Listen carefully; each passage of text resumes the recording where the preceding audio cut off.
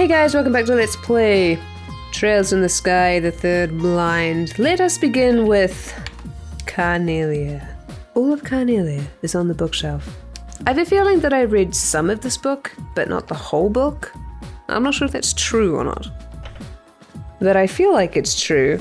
Either way, I've totally forgotten it. And now that we know who Carnelia is... Sorry for the chair squeaking. Oh, such noises. I think it would be good to read it now. At least to brush up on my memory and to brush up on yours. I don't think I said that right, but whatever. Anyway. The Imperial Chronicle. I stood there. This music is not fitting, but okay, sure. I stood there, upright in front of the revolving door, scuffling the heels of my boots against the ground. Pulling slightly on the collar of my trench coat, I dropped my chin and gazed at my partial reflection in the curved glass. Aside from my short-cropped hair, I wore a modest-looking double-breasted leather raincoat and a pair of special-order steel-enforced boots, both of which at first glance appear to be the most common of common apparel. Yet they were, in fact, much more than the naked eye could detect. My ordinary, average appearance. It was of just as much importance today as it had been on any other day in times past.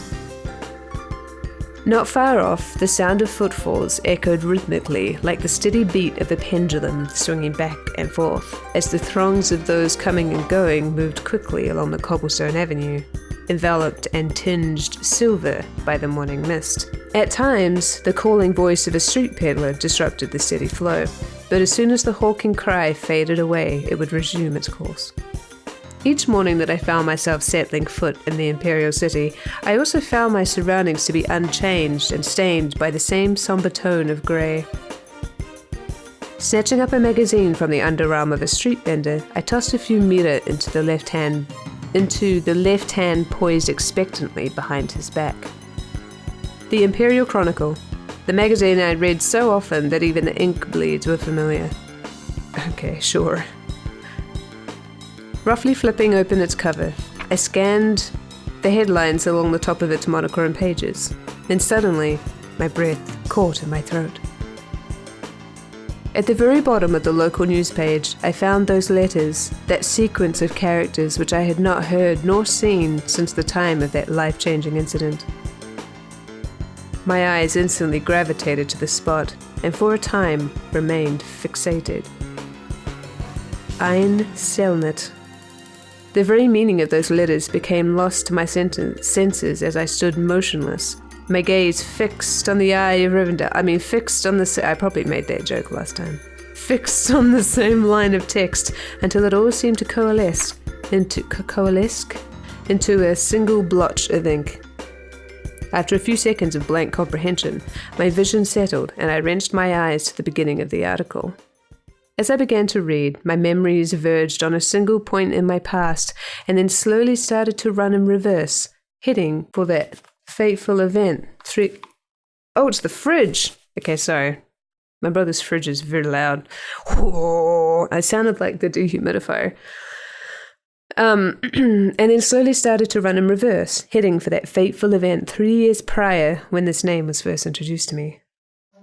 It was on an afternoon all those years ago, on a day not unlike this one, where the capital was overshadowed by its typical gloomy aura. I was a little younger than now, a 22-year-old boy who stood silently in front of the boutique door as usual, double-checking his appearance before lightly treading over to Mich's Imperial Factory. It was on this day that it had been arranged for me to receive a new job from Mich, the shop owner himself. Wait, sorry, let me read this again. It was on this day that it had been arranged for me to arrange a new job from Mich, the shop owner himself. Although he was a drab, middle-aged man, I, being the ornament enthusiast I was, had found myself as one of his few regular customers. I totally thought it was a woman narrating this. But anyway, I headed down a dank alleyway, and after passing through a partially rotted wooden gate, I could see the soft glow of the flickering orbal light just outside the entrance of the factory, whose structure was halfway below street level. That's actually kind of cool. That's a cool image there. I first began receiving jobs from Mich about the time when dissension began to occur in society over the 100 Days' War. It was during this period that relations between the Liberal Kingdom and the Empire were at their worst, and the importation of augments had become almost non-existent. Wasn't I really harsh on this book when I first read it? I was like, this is the worst book I've ever read. It's not that bad. I mean, it's not the best writing in the world, but it's not too terrible. It's okay. It's readable. It's alright. Conspiring with underground elements and planning a smuggling operation, NOCTE made me out to be his accomplice in crime. For the job which I received by his hand was For the job which I received by his hand was none other than that of the courier. Being nothing more than a commoner in my teens at the time, I met him, and a juvie devoid of any connections in life besides, that's a weird sentence though. I naturally jumped at the opportunity without a moment's hesitation. Yet, even after relations with LaBelle had returned to some degree of normalcy, I realized I was in no mood to give up my specialty, which focused mainly on the delivery of stolen goods. The reason being, there was no job out there which could bring in the kind of meter this one did. With an unrefined and inconspicuous appearance, I had countless times before hidden items of various sorts in my hat and trousers, and made my way hither and thither between the borders of these neighbouring nations. Wait, is this that guy that we always see in like every town that has a top hat? Is it him? And that's probably, I guess that's not really common as attire. And though, to my delight, my wallet had become increasingly laden with a bounty of monetary rewards, I had routinely changed my alias as a precautionary measure. So much, in fact, that these false names had built up into quite a list over the last few years. I'd been known as Phil the Frivolous, Rooney the Trickster, and even Chris the Coward. However, NOCTE had always called me by one name, Toby.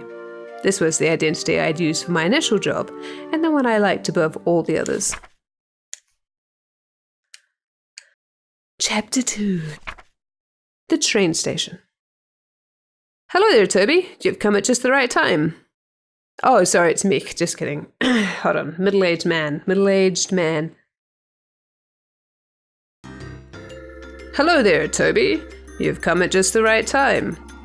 Greeting me with these words, NOCTE shuffled slightly in his seat behind the counter. The baked confection he had been eating was ever so carefully placed atop his lap to prevent it from falling onto the floor. He smacked both of his powdered so he's more like, hello there, Toby. You've come at just the right time. Like he's all half eating. Bet those were some wonderful noises I just made. Anyway, he smacked both of his powdered, sugar-covered hands together with a clap, and a cloud of white particles puffed into the air. The smell of sweet spices and baked apple pervaded the dimly lit shop. We had an item dropped off no more than a few minutes ago, he continued. Turning in his seat, NOCTE reached back and snatched up something wrapped in old magazine paper from off the shelf, tossing it to me. Knowing full well I wouldn't get any sort of answer, I asked anyway. What do we have this time? Laying out my railway and airship tickets, NOCTE ignored my question and said, make sure this gets to the same place as always. In his slow drawl? How do you do a slow drawl? Is he southern now? I can't do a southern accent. How do you do a southern accent? I can do a southern belle. I could do, no. I don't know. I have to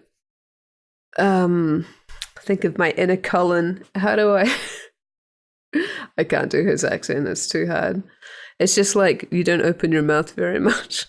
No,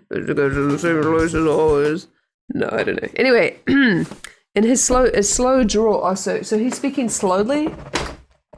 Make sure this gets to the same place as always. Like that? Sorry, my little headrest thing fell off the chair. 1 second. Oh, such disruptions. It would be in your best interest to keep your involvement to a minimum by leaving the business side of things to me. In fact, no, I can't do this. It would be in your best interest to keep your involvement to a minimum by leaving the business side of things to me, focusing solely on getting the job done, Toby. He leaned back in his chair and let out a deep sigh. Did this sound just end? Oh no, I just hit the little knob on my thing. It sounded like the music faded out, like it was like, fuck, I'm tired. He leaned back in his chair and let out a deep sigh, the balls of his fingers kneading the bags under his eyes. Ugh, I don't need to. Okay. Then, once again, his large hand extended down toward the unattended cake resting on his leg. Before the sweet treat could reach his watering mouth, I had already made my way out of the door of his tiny shop. As I walked, the wastepaper bundled package bounced around inside the folds of my bag. By the feel of its shape and weight as it bit steadily against my side, I concluded that the object of my possession was probably just more swag. It didn't make me nervous not to know what it was that I was carrying, for I had done this type of job many times before. And no matter what kind of trouble I found myself wrapped up in, I had always somehow managed to come out unscathed. In truth, my experience on the job had made me tough, and I had become well versed in the art of warble magic. So it was that when I laid eyes on that rough-looking trio at the station, I felt no more knots of uneasiness in the pit of my stomach than was necessary for someone of my abilities. The platform for the train bound for Liberal was a bustle with passengers awaiting its eventual arrival. That was a weird sentence. Seeing that the benches were so crammed full of people that they could have very well been a tin of packed sardines, I resigned myself to standing near the entrance as I patiently waited for the train to come in. Twisting my body in order to move the bag to my other shoulder, I noticed the figures of two men. Heads bent together and conversing in an inaudible tone, they stood just beyond the ticket gate, right about where the horse's head of the imperial emblem lay embedded in the ground in a grand mosaic of tiles. After a short interim, another man approached and joined in the conversation. From my own perspective, this was one ragtag group I most certainly couldn't have given a passing grade to based on looks. All three were extremely well built and sported the same haircut. To put it mildly, they stuck out in the crowd like a bunch of sore thumbs. Making sure to avoid eye contact with them as they glanced in my direction, I slung my bag back onto my shoulder and ever so calmly reached my hand into my pocket and ran the tips of my fingers across the surface of my ornament. That's right, I remember this sentence. A woman's voice reverberated within the walls of the station, notifying the passengers that the train had arrived. The low rumble of an orbital engine could be felt in the distance, and after a few moments, a large vehicle was seen rolling up on the shoulder. I muttered to myself, "All is well." But the sound of my voice was drowned out by the din of the massive machine. Brakes screeched, and a flash of black light reflected off the surface of the giant iron beast as it came sliding in along the rails. The immense vibration in the air emanating from the moving locomotive at its epicenter let me know that the orbital engine had been put into full reverse in order to decelerate and bring the train to a grinding halt. I remember this sentence also, because it was like, you don't need to have this much description, but sure. While being shoved to and fro by the waves of impatient travellers flooding out of the waiting area, I was swept toward one door of a passenger car. As we passed by the conductor, I caught another glimpse of the ticket gate. The men who were once there were now gone, and the only thing that remained was the profile of the horse, made of glossy tiles, glaring back at me in a shade of deep crimson. What horse? Sure, the horse. Of course, the horse. I need a drink. Oh. I wish that these stories... Sorry for the noise. I wish these stories, like when you read the books, they like played some kind of soundtrack. That would be cool. Because this particular music, not only am I incredibly sick of it, it doesn't match, and it's annoying. Okay, chapter 3. Representative of the Septian Church. The train barreled on, almost flying through the thick veil of fog. Droplets of water splattered against the window glass, extending out like transparent veins, and continued to wriggle back and forth under the pressure of the swiftly passing wind. Placing the temple of my head against the glass, I stared blankly down at the tickets in my hand and rubbed the two of them together between my fingers. I would be travelling by train to the border city, far south of its imperial cousin, and then to reach the Liberal Kingdom, I would have to transfer to an airship. Both of my tickets were first class, but not the highest end seats available. The passenger car was nearly at full capacity, but for some peculiar reason, nobody had seated themselves in the space next to mine. As I mused about the empty seat, it occurred to me that NOCTE may have purchased the spot ahead of time, leaving it vacant on purpose. There was no doubt in my mind that he was being paid handsomely to make sure this job was done, and done well. "Will you be travelling to the Liberal Kingdom, sir?" Right around the time my trip on the rails had passed its halfway mark, I was met with this sudden question and set up with a start. My eyes searched for the one who asked it. There, standing in the aisle, was it's a woman. "Will you be travelling to the Liberal Kingdom, sir?"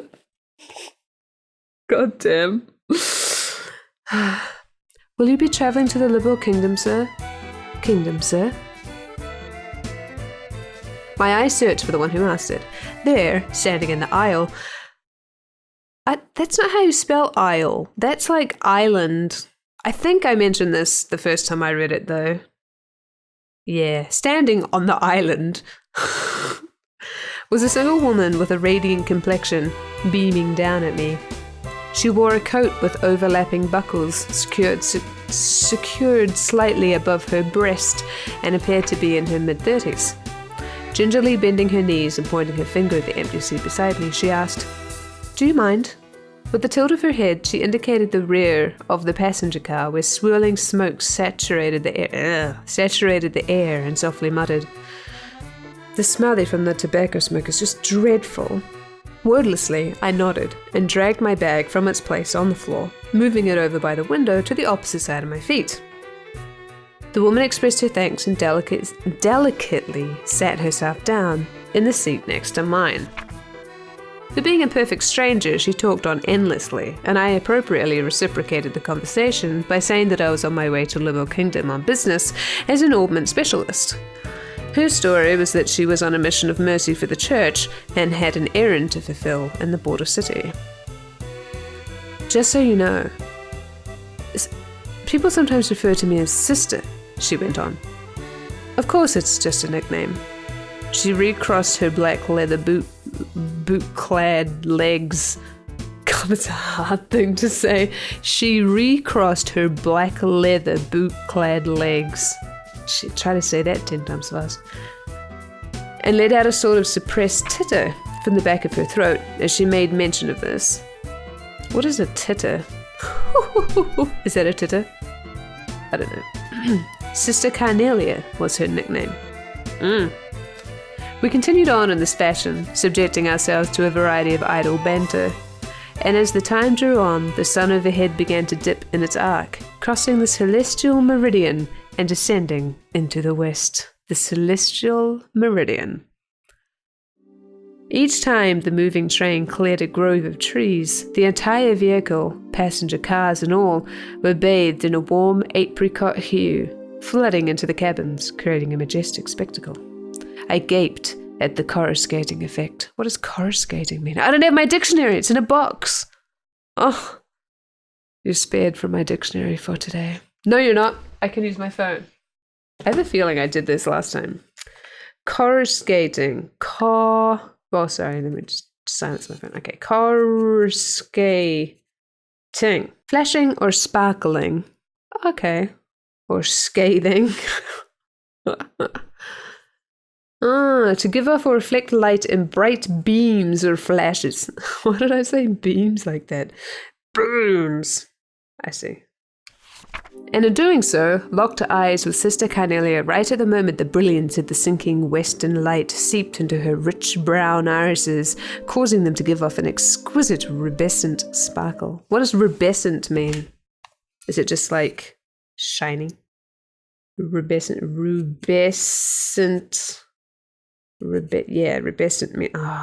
Rubescent meaning, please. Yeah. Reddening or blushing. Ah, that makes sense, like from ruby. Okay. Causing to give off an exquisite rubescent sparkle. Okay. The glimpse made me wonder if the origin of her nickname was somehow related to the colour of her eyes being likened unto the lustre of a polished carnelian stone. What does a carnelian stone look like? Carnelian stone. Oh, it's like amber. Okay. Ah, carnelian stone versus amber. What's the difference in the colours there? It's not showing me amber. Well, carnelian, I think, is a little redder than amber, maybe. Amber's more orangey. Yeah. Oh, okay. Amber's more yellowy. I see. I learned a thing today. Okay. Where was I up to? Yes, that's right. The luster of a polished carnelian stone. What is luster? Unto the luster. What does luster mean? See, these are like words that I have definitely heard and read, but I don't really know what they mean. I couldn't really tell you what they mean. Let's see. I may need it one day in like something. I don't know. It is a gentle sheen or soft glow, such as the luster of the Milky Way. Well, now I'll remember it. A gentle sheen or soft glow. The manner in which the surface of a mineral reflects light. Ah, okay. Specifically for minerals. Okay. Anyway, meanwhile, the train gradually began to decelerate, and Sister Carnelia returned to her... Did one of the lights just go out? Oh, it did, I think. Oh, rip. The train gradually began to decelerate, and Sister Carnelia returned to her original seat in order to collect her bags. As a matter of habit, oh my god. As a matter of habit, I checked my bag and ornament and found both the junk paper-covered package and the magical device fastened into my trousers' inner pocket by a series of chain stitches exactly where and how I'd left it. Okay then. A woman's voice came over the intercom system announcing that the train would be arriving on schedule and that rainy weather was to be expected at our destination. At the conclusion of the announcements, a number of disappointed sighs could be heard coming from along the rows of seats. Raindrops pattered against the windows outside as the looming silhouette of the overcast city came into view. The station's signal lamp emitted an angular light which was scattered with a refractive effect by the falling droplets of water. Oh yes, okay. I see what they're describing. Then came a spine-chilling metallic sound, followed by the jolt of the orbital engine's reversing thrust as the locomotive at the front of the train lurched to a halt. Over the loudspeaker came another announcement asking passengers to ensure that they did not leave their baggage behind, and with that, several people stood up and crowded into the aisle. Watching a station worker in uniform as he waved a small flag amidst the falling rain, I picked up my bag and rose to my feet. I crossed paths with Sister Carnelia as I attempted to step into the aisle, but when she tried to step aside and allow me room to pass, she suddenly tripped and fell forward. Grabbing onto my shoulder for support... Oh, yes, I remember this story now. Grabbing onto my shoulder for support, she picked herself up and, with an embarrassed smile, let me by. I gave her a short bow in line with general etiquette practices. Okay, I didn't think you have to explain that, but okay. Then headed for the exit ahead of her. Following my lead, Sister Carnelia shuffled along closely behind me. So close, in fact, that it felt as if she would step on my heels. Something about it just didn't feel right. Instinctively sliding my right hand into my pocket, I searched for my ornament, but the brass feeling I had grown accustomed to was nowhere to be felt. In an instant, I felt my arm being twisted behind my back by someone or something with incredible strength. The sleek sound of a blade being unsheathed and then a warning prick of the tip at my back indicated the seriousness of the situation. I have what you're looking for, Toby, whispered Sister Carnelia in an almost inaudible tone, her lips barely moving just behind my right ear. Let's not try anything either, shall we? I'd hate to see your afternoon spoiled any more than it's going to be. And to show that she meant business, Sister Carnelia slightly altered the angle of her grip on my wrist, causing an explosion of agony that sent sparks flashing behind my eyes. Chapter 4. Human Fodder. Sister Carnelia spoke to me in a tender tone as she sent a wave of immense pain rushing through the whole of my right hand. I won't have any trouble with you now, will I, Toby? She asked. Far from eyes just brimming with tears. What? I nodded my head in consent. What? As the salty streams of water, I remember this now, ran down my face. Satisfied with my answer, she loosened her grip, and I felt the pain vanish as if it had all been some sort of illusion. With a wry smile, she further added, Don't get me wrong, Toby. I've been sent here to protect you by the goddess herself. This is what she said while instructing me to keep my eyes focused on what lay beyond the window glass. Yet, there was something about the way she pronounced the last syllable of my name that really rubbed me the wrong way. The last syllable? Toby? Like that? Don't get me wrong, Toby? Is it like that? Little by little, the line of passengers slowly began to flow out of the train car. Prodded on by Sister Carnelia, I inched forward while keeping my gaze on the platform through the passenger car window. Down the stairs which led to the front ticket gate were the figures of those men from earlier this morning, the 3 thug-like passengers who had been loitering near the large horse head emblem of Tile at the Imperial Station. A muffled laugh echoed from her throat as she too noticed them. Well, isn't this a warm reception party you've got going on? Cocking my head, I quietly pleaded, Give me back my augment. Sister Carnelia said nothing. Members of the crew bid us farewell as we stepped through the exit to disembark the train onto the lead-coloured platform below. Angrily, I thought to myself, Damn it, what's wrong with these fools? Can't they see what's going on?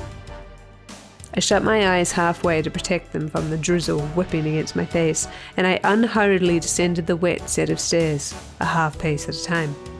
Sister Carnelia moved along behind me at precisely the same length of stride. Below, the group of thugs waited expectantly at the bottom of the stairs. Waited for me, no doubt. Contemplating the rate at which I was going, I ultimately believed it was only a matter of time before I would be handed over to the enigmatic group. I caught sight of their soured faces as the distance between us grew smaller and felt the heat of my left hand tightly gripping my bag grow in intensity until my palm began to sweat profusely. That was a very long sentence. Hitting the midway point on the stairs, Sister Carnelia suddenly whispered in my ear, Keep your eyes on the ground, Toby. I did as I was told, and cast my gaze down upon the tips of my boots, stained to a darker shade by the rainwater. Then, right at the moment I let out my breath, I felt a deep sense of pressure just below my shoulder blades as I was forcefully shoved forward.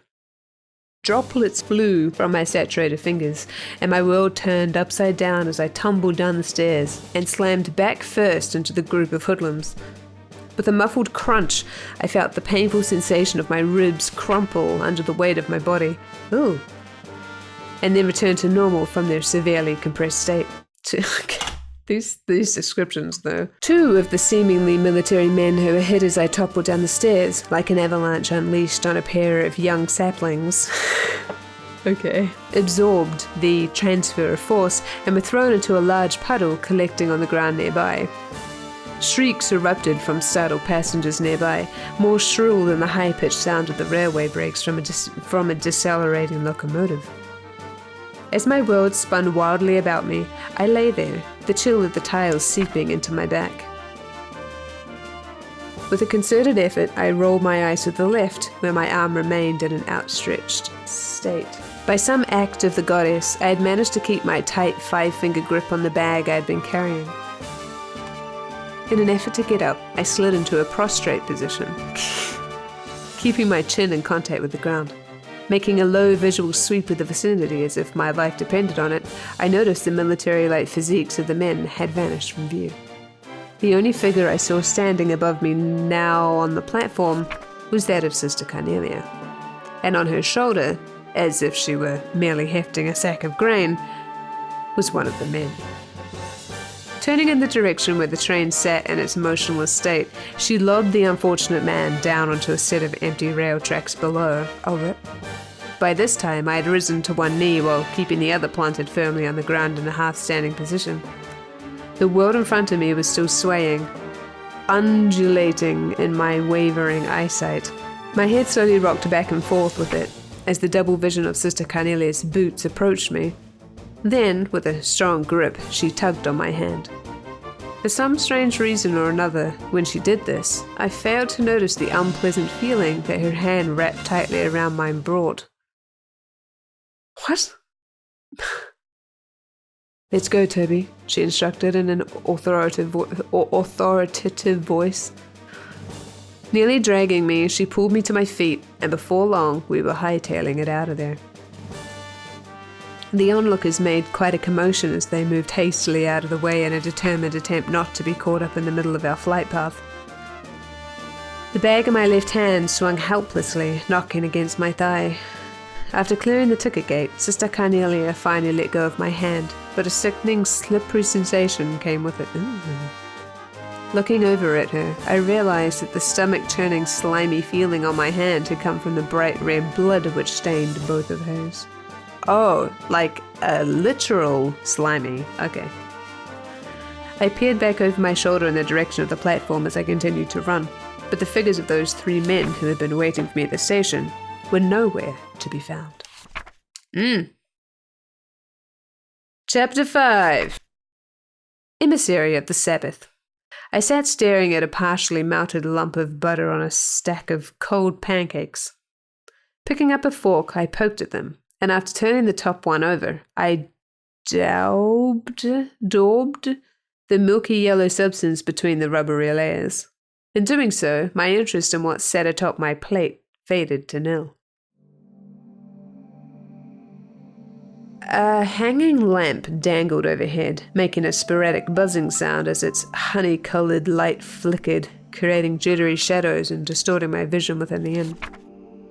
The pouring rain outside didn't appear as if it would let up any time soon either.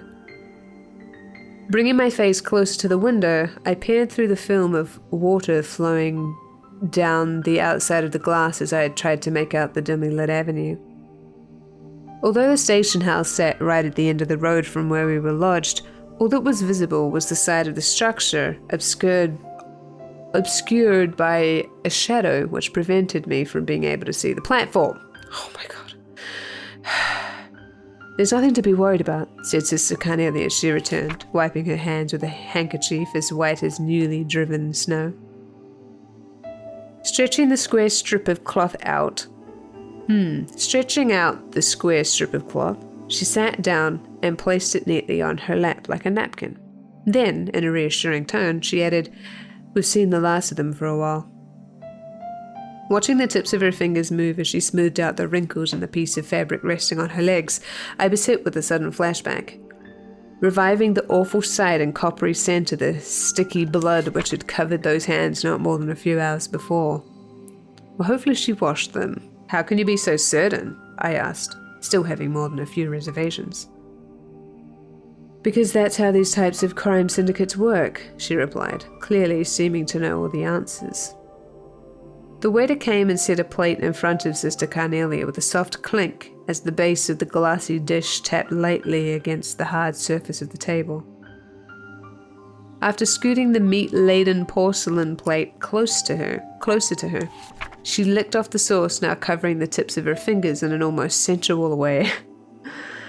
Sickened by the bloody image already in my mind, and now the sauce, I tossed my fork aside and leaned heavily back in my chair.